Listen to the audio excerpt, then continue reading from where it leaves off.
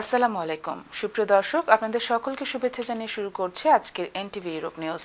সাথে আছি আমি ফরিদা ইয়াসমিন। সংবাদের শুরুতেই জানিয়ে দেব আজকের প্রধান শিরোনামগুলো। ইয়েমেনে আবারও যুক্তরাষ্ট্রের আক্রমণ, ক্ষয়ক্ষতির বিষয়ে স্পষ্ট তথ্য মেলেনি। গাজায় একদিনে ইসরায়েলের 21 সেনা নিহত, চাপে আছে বেনিয়ামিন নেতানিয়াহু। এবং যুক্তরাজ্যের freedom of the city of London খেতাব পেলেন কমিউনিটি ব্যক্তিত্ব জামাল খান।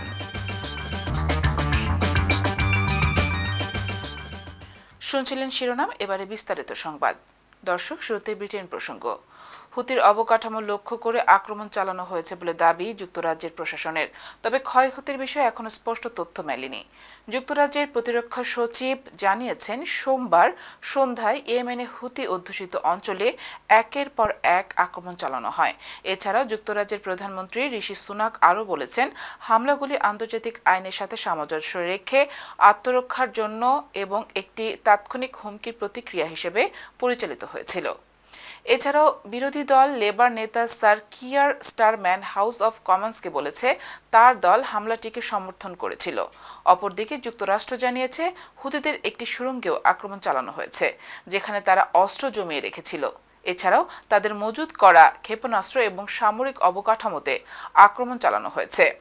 এক বিবৃতিতে পেন্টাগন বলেছে, এখনও লোহিত সাগরে পণ্যবাহী জাহাজের উপর নিয়মিত আক্রমণ চালাচ্ছে হুতি বিদ্রোহীরা। সে কারণেই তাদের অস্ত্র সম্ভার ধ্বংস করার প্রক্রিয়া শুরু হয়েছে। যুক্তরাষ্ট্র জানিয়েছে, সোমবারের আক্রমণ সমর্থন করেছে অস্ট্রেলিয়া, কানাডা, বাহরিন এবং Netherlands. I told the House last week that we would not hesitate to respond if the acts continue in order to protect innocent lives and preserve the freedom of navigation. And that is what we have done. এদিকে ভয়াবহ একটি দিন দেখল Israeli বাহিনী। সোমবার গাজা যুদ্ধে ইসরায়েলের 24 সেনার প্রাণ গেছে। এর মধ্যে শুধু একটি বিস্ফোরণে 21 জনের প্রাণ গেছে। ইসরায়েলের প্রধানমন্ত্রী বেনিয়ামিন নেতানিয়াহু হামাসের সঙ্গে যুদ্ধ ঘিরে যে চাপের মধ্যে রয়েছে, তার সঙ্গে এ ঘটনা অভ্যন্তরীণ বিদ্বেষ ও বিভাজন যুক্ত করতে পারে।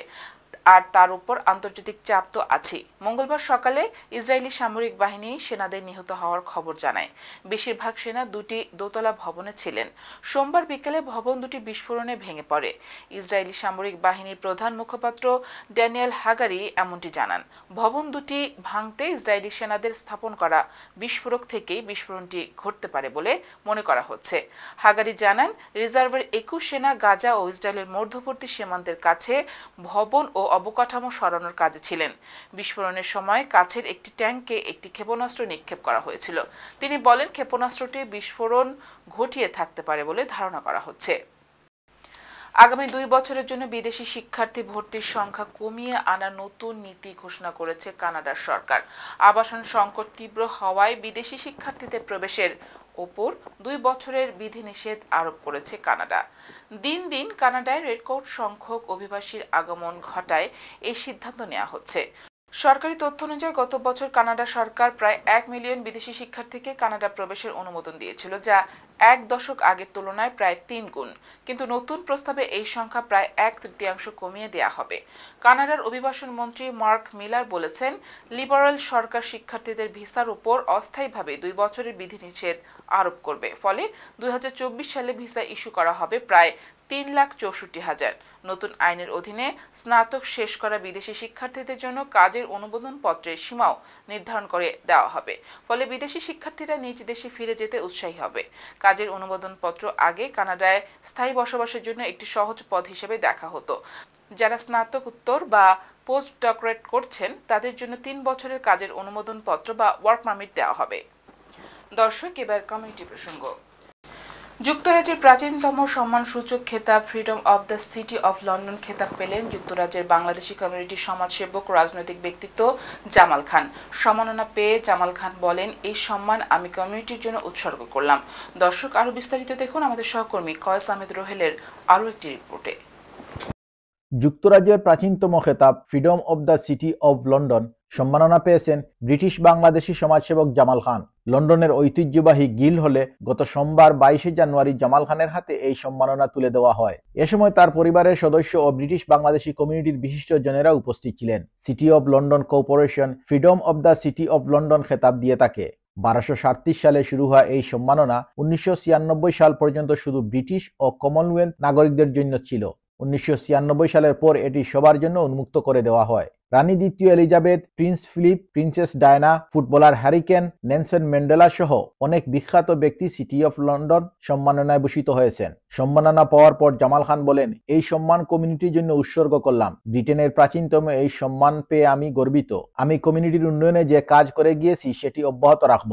সম্মাননা লাভ অনুষ্ঠানে উপস্থিত ছিলেন সুলতান মোহাম্মদ শরীফ, সাগির বখ ফারুক, আব্দুল আহাদ চৌধুরী, আহবাব হোসেন, আনসার আবদালুল্লাহ, আব্দুল বাসির, গুলাব আলী, ফয়জুর রহমান ফয়েজ ও রুহেল আহমদ। অনুষ্ঠানে উপস্থিত অতিথিবৃন্দ বলেন, জামাল খানের এই অর্জন আমাদের জন্য অত্যন্ত সম্মানের। বাঙালি হিসাবে এটি সবার জন্য গর্বের। তার অবস্থান থেকে তিনি নিশ্চয়ই বাংলাদেশের সম্মান মর্যাদা বৃদ্ধির কাজ করবেন। জামাল খান কমিউনিটির নানা সংগঠনের সাথে যুক্ত থাকার পাশাপাশি যুক্তরাজ্য যুবলীগের ভারপ্রাপ্ত সাধারণ সম্পাদক হিসাবে দায়িত্ব পালন করছেন। Koyes Ahmed Ruhel, NTV news, London. Sunamganj জেলা ওয়েলফেয়ার অ্যাসোসিয়েশন ইউকের কার্যকরী কমিটির সভা অনুষ্ঠিত হয়েছে। গতকাল সোমবার হোয়াইট চ্যাপেলের একটি রেস্টুরেন্টে এ সভা অনুষ্ঠিত হয়। সভায় সংগঠনের কার্যক্রম আরও গতিশীল করার লক্ষ্যে একটি উপদেষ্টা কমিটি গঠন, আগামী 26 ফেব্রুয়ারি মাতৃভাষা দিবস পালন ও আগামী 27 মার্চ স্বাধীনতা দিবস ও ইফতার মাহফিল আয়োজনের সিদ্ধান্ত গ্রহণ করা হয়। দর্শক, এ নিয়ে বিস্তারিত দেখুন আমাদের সহকর্মী কয়েস আহমেদ রোহেলের রিপোর্টে। সুনামগঞ্জ জেলা ওয়েলফেয়ার অ্যাসোসিয়েশন ইউকের কার্যকরী কমিটির এক সভা অনুষ্ঠিত হয়েছে। গত 22 জানুয়ারি সোমবার হোয়াইটচ্যাপেলের একটি রেস্টুরেন্টে এ সভা অনুষ্ঠিত হয়।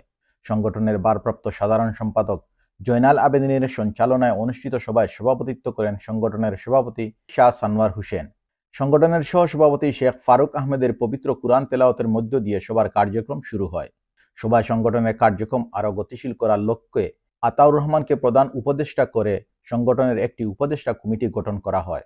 সভায় আগামী 26 ফেব্রুয়ারি মাতৃভাষা দিবস পালনের সিদ্ধান্ত গ্রহণ করা হয় এবং আগামী 27 মার্চ স্বাধীনতা দিবস ও ইফতার মাহফিলের আয়োজনের সিদ্ধান্ত গ্রহণ করা হয়।